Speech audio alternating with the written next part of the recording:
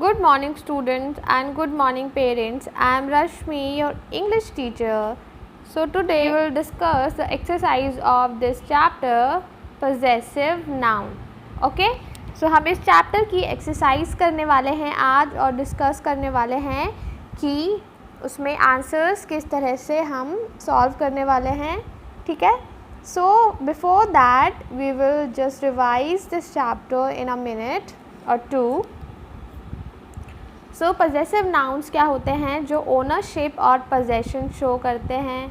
ठीक है. यानी कि जो नाउन होते हैं, नाउन क्या होते हैं? पर्सन के नेम, एनिमल के नेम, प्लेसेस के नेम या थिंग्स के नेम. तो कुछ ऐसे पर्सन्स जो पोजेशन शो करते हैं वो होते हैं possessive noun.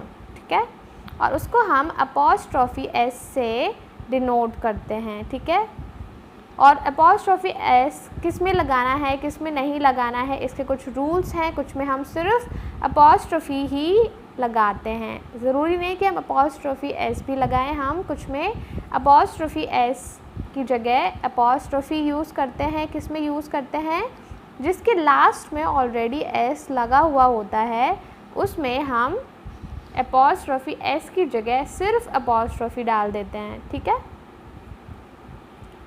So let's move on to the exercise part. So our very first question of this chapter is this one.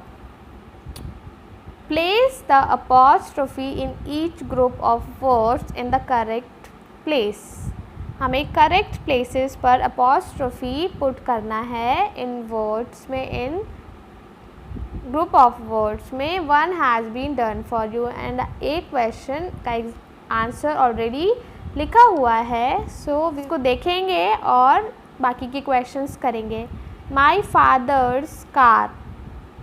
तो फादर्स कार, फादर्स तो बहुत सारे नहीं होते हैं. फादर की कार. तो फादर्स कार को हम डिनोट करने के लिए अपॉस्ट्रोफी एस कहाँ लगाएंगे? फादर और एस के बीच में. लास्ट में जो एस लगा हुआ है उसके पहले और आर के बाद ऊपर अपॉस्ट्रोफी ऊपर की तरफ लगता है.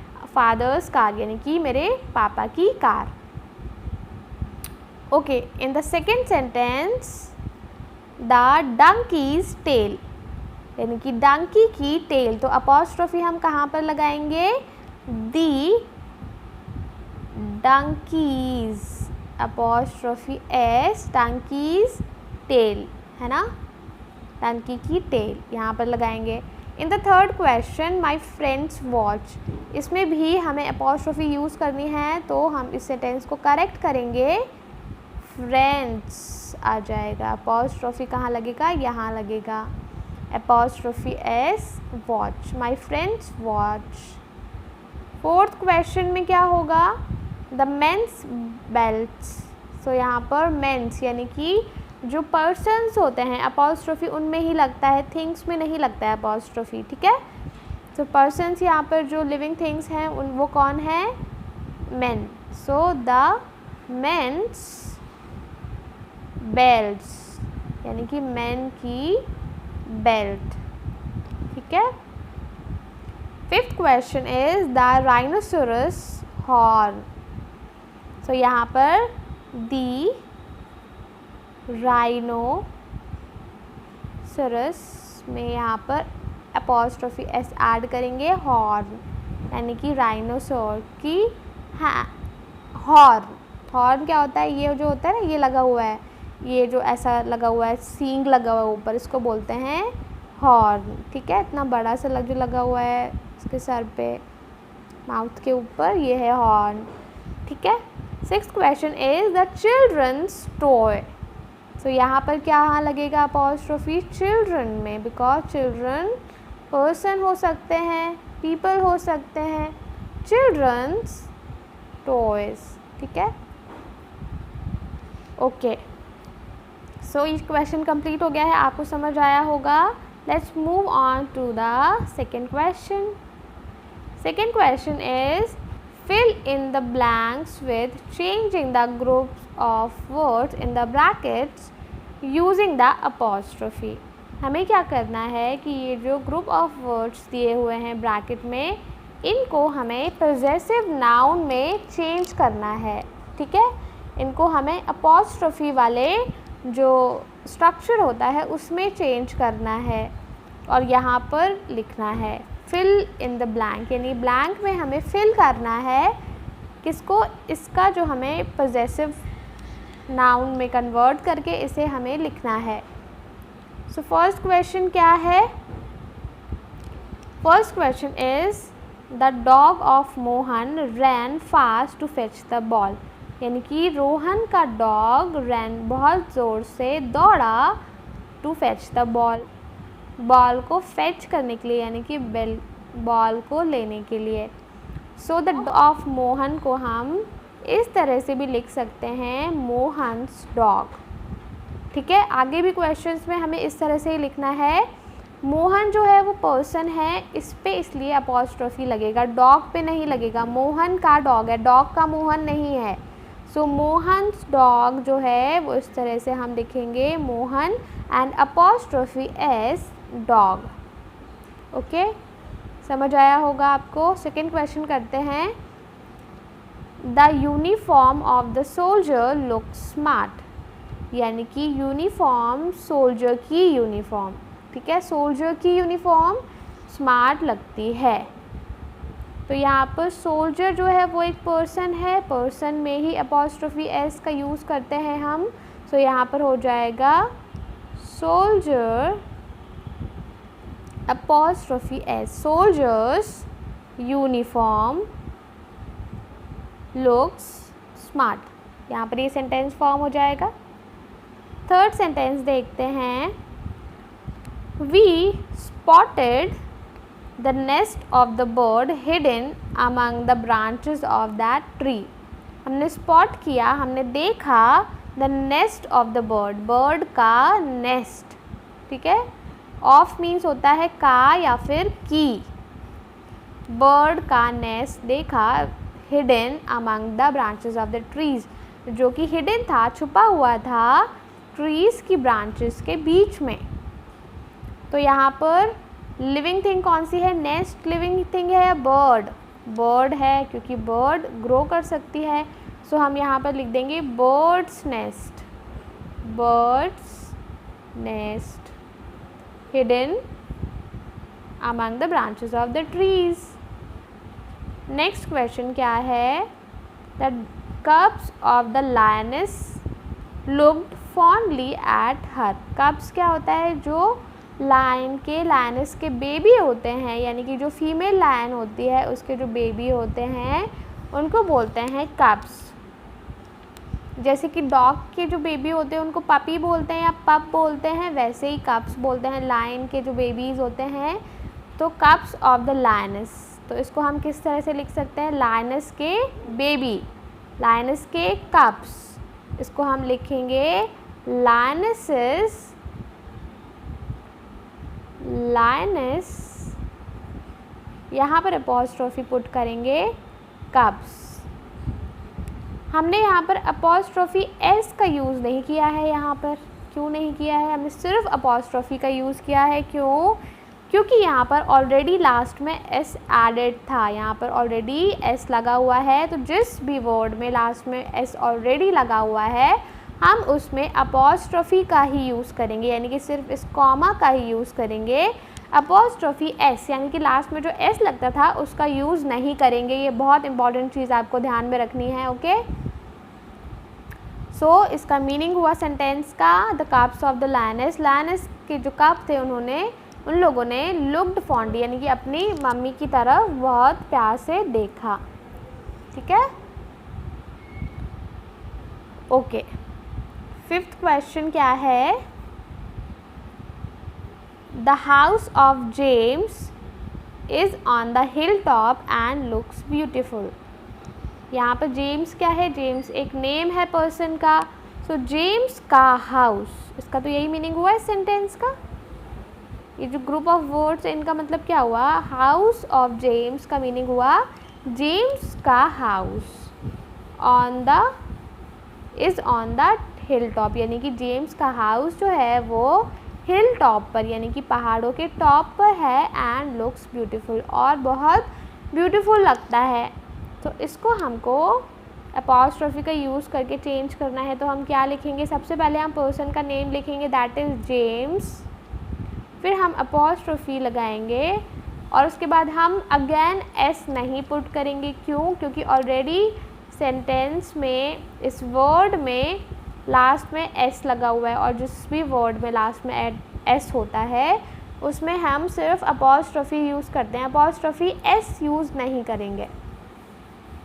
सो ये हो जाएगा, आंसर हो जाएगा James house. What is sixth sentence? The table toppled over and the bags of the ladies fell on the floor. ठीक है, यानी कि जो टेबल थी वो toppled over यानी कि वो उल्टी हो गई एक तरह से, और जो bags of the ladies के बैग थे वो ज़मीन पर गिर गए। So the bags of ladies से आपको समझ आ रहा होगा लेडीज़ के बैग। सो इसको हम कैसे चेंज करेंगे, लेडीज़ अपॉस्ट्रोफी एस यूज़ नहीं करना है, ध्यान रखिए, क्योंकि यहाँ पर लास्ट में एस आ गया है तो यहाँ पर हम एक और एक्स्ट्रा एस नहीं ऐड करेंगे। ठीक है, इसको ऐड नहीं करेंगे हम।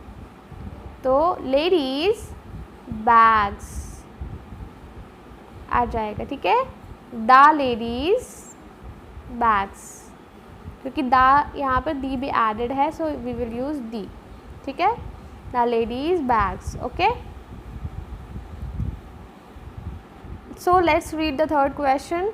Rewrite each sentence without using the apostrophe. हमें हर सेंटेंस को रीराइट करना है, यानी कि फिर से लिखना है विदाउट यूजिंग अपॉस्ट्रोफी, यानी कि फर्स्ट सेंटेंस में अपॉस्ट्रोफी का यूज़ हुआ है, हमें सेकेंड सेंटेंस में इसका यूज़ नहीं करना है। To have been done for you, 2 examples हैं जिनको हम देखेंगे और उनकी हेल्प से हम बाकी के क्वेश्चंस को सॉल्व करेंगे। ठीक है, let's see the first example. The women's team won the tournament. So women's team जो थी उसने टूर्नामेंट जीत लिया, ठीक है, वन कर लिया। सो यहाँ पर द वुमेन्स टीम को हमें ब्रेक डाउन करना है, किस में, अपॉस्ट्रोफी को यहाँ से रिमूव कर देना है। सो हम लिखेंगे the team of women one the tournament. One the tournament से तो यहाँ पर सेम सेंटेंसेस बनेंगे, बट यहाँ से जो सेंटेंस है द वुमेन्स टीम को हम लिखेंगे the team of women, team of women. ठीक है, सेकेंड सेंटेंस में भी हम ऐसा ही करने वाले हैं। The child socks were lying on the floor. तो चाइल्ड यानी बच्चे के सॉक्स थे वो पड़े हुए थे फ्लोर पर। ठीक है, फ्लोर पर पड़े हुए थे, ज़मीन पर पड़े हुए। तो यहाँ पर हमने वर तक तो वैसे ही रखा, वर से हम सेंटेंस वही का वही रखेंगे, बट हमें ये सेंटेंस को मॉडिफाई करना है, हाफ सेंटेंस को मॉडिफाई करना है। So what will be the sentence, the child socks. So ये हो जाएगा इसका opposite, the socks of the child. तो ये हो जाएगा the socks of the child were lying on the floor. ठीक है, ये देखिए, ये जो फर्स्ट एग्जाम्पल हमने देखा था इसमें ये वुमेन्स टीम जो थी वो जीत गई थी, वन हो गई थी। तो ये देखिए ट्रॉफी लिए हुए हैं, ये बहुत सारी गर्ल्स हैं, ये देखिए डांस कर रही हैं, हैप्पी हैं because they one the tournament. ठीक है, सो आपको ये दोनों एग्जाम्पल समझ आए होंगे। थर्ड वाला एग्जाम्पल हम खुद से ट्राई करते हैं, खुद से सॉल्व करने की, इसको रीराइट करने की कोशिश करते हैं। So let's read. Harish's pet is a dog named Blue Bo. यानी कि हरीश का जो पेट है वो एक डॉग है और उसका नेम है ब्लू बो। सो यहाँ पर हरीश's पेट को हमें चेंज करना है विदाउट यूजिंग अपॉस्ट्रोफी, इसको हमें मॉडिफाई करना है। सो इसको हम लिखेंगे हरीश's पेट है तो इसको हम ऑपोजिट लिख देंगे, pet of Harish. Pet of Harish is a dog named Blue Bo. बाकी का सेंटेंस वैसे ही का वैसा रहेगा, बाकी हम हरीश's पेट की जगह पेट ऑफ हरीश लिखेंगे। ठीक है, आपको भी इस तरह से राइट करना है सेंटेंस को कि बाकी का सेंटेंस तो जो सेकेंड हाफ होता है सेंटेंस का वो सेम रहता है, बट जो अपॉस्ट्रोफी वाला पार्ट होता है उसको हमें मॉडिफाई करना होता है। Fourth question is my parents bedroom has a huge balcony with it. तो पेरेंट्स का बेडरूम है, उसके पास एक ह्यूज बालकनी, बहुत बड़ी बालकनी है। ठीक है, सो यहाँ पर माई पेरेंट्स बेडरूम को हम चेंज करेंगे और बाकी का जो सेकेंड हाफ है सेंटेंस का वो वैसे का वैसा ही हम लिख देंगे। तो इसको चेंज करने के लिए हम क्या करेंगे, माई पेरेंट्स बेडरूम, इसको हम लिखेंगे बेडरूम ऑफ माई पेरेंट्स। ठीक है, इसको हम क्या लिखेंगे, bedroom of my parents has a huge balcony with it। ठीक है, okay let's see the fifth sentence देखते हैं। Keep the baby's bottle in a row. So baby's bottle, ठीक है, द बेबीज बॉटल एक्चुअली, ठीक है, द बेबीज बॉटल्स, ये जो है इसको हमें मॉडिफाई करना है। बाकी सेंटेंस जो है वो वैसे का वैसा ही रहेगा। सो ये सेंटेंस कैसे मॉडिफाई होगा, ये होगा keep the bottles of baby, bottles of baby, babies in a row. ठीक है, ये सेंटेंस जो बन गया ये क्या बन गया, keep the bottles of the baby, the baby's bottle की जगह हमने लिख दिया द बॉटल्स ऑफ बेबी। ठीक है, what is sixth sentence. Sixth sentence देख लेते हैं। The twins parents came to school today, यानी कि जो ट्विंस के पेरेंट्स थे, जो लोग ट्विंस कौन होते हैं, जो सेम दिखते हैं या सेम टाइम पे जो बॉर्न हुए होते हैं। ठीक है, तो वो ट्विंस होते हैं, तो उनके जो पेरेंट्स थे वो केम टू स्कूल, स्कूल आए टुडे, आज वो स्कूल आए। तो यहाँ पर इसको हम मॉडिफाई करेंगे विदाउट यूजिंग अपॉस्ट्रोफी, तो ये क्या हो जाएगा, the twins parents.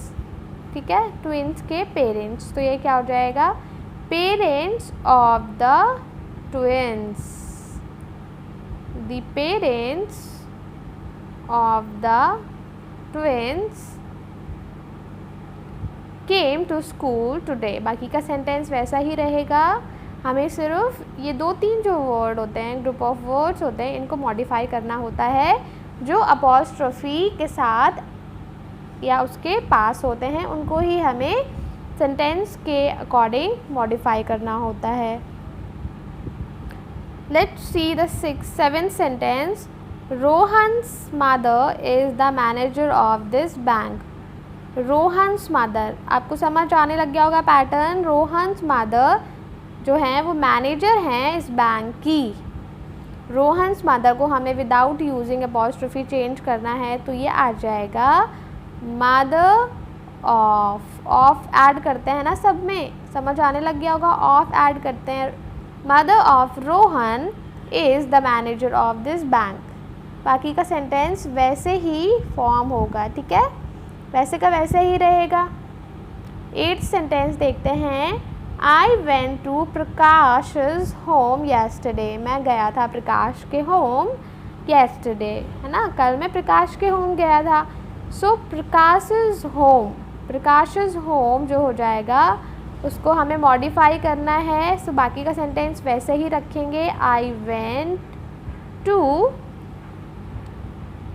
House of Prakash, house of Prakash yesterday,